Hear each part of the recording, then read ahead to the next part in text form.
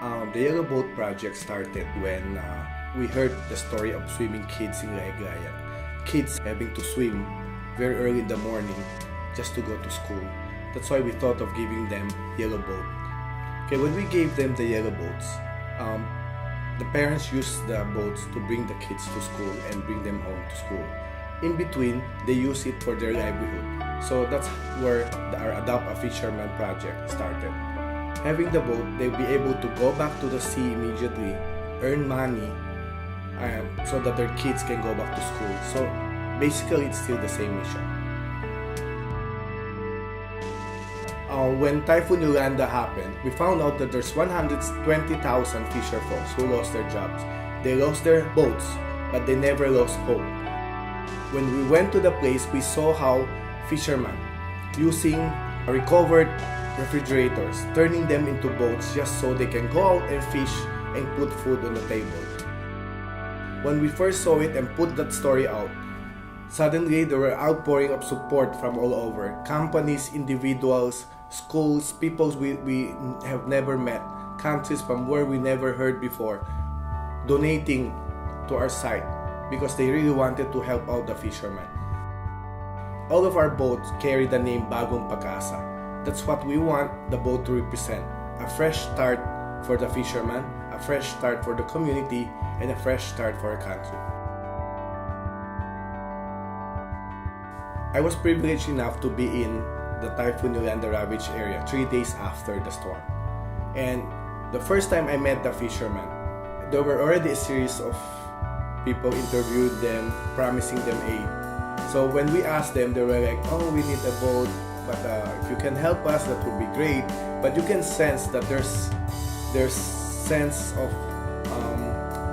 pessimism, and yet you can see from them that fighting spirit, that hope is still there. Post Yolanda, the need is so great. Not one government can do it alone. Not one organization will do it alone. Not one person can do it alone. But if all of us would pitch in and contribute to buy one boat, two boats, or a fleet of boats, then that collective action can only help make the recovery faster.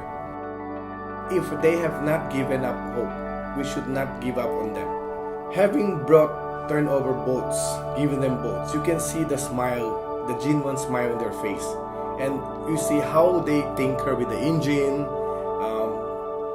putting a fresh coat of paint, perfecting the net or things like that. There's a new excitement. There's like a new life have been given to them. A fresh start was given to them, and they're raring to go back to the sea and do what they do best, that is fishing.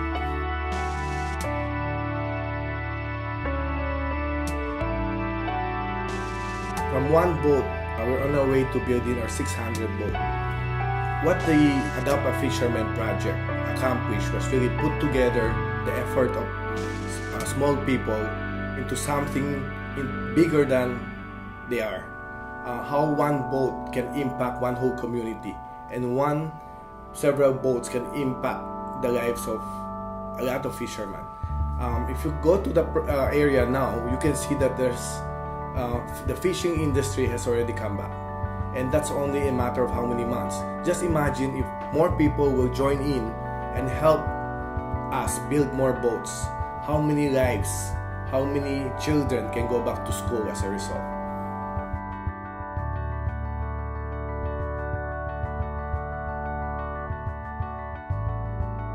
The Yellow Boat of Hope is open to partnerships. We would like to work with individuals, we would like to work with private corporations, we would like to work with public schools, private schools, or even communities who would like to pitch in and contribute to one boat, a fleet of boats. All it takes to change the life is actually for one person to care.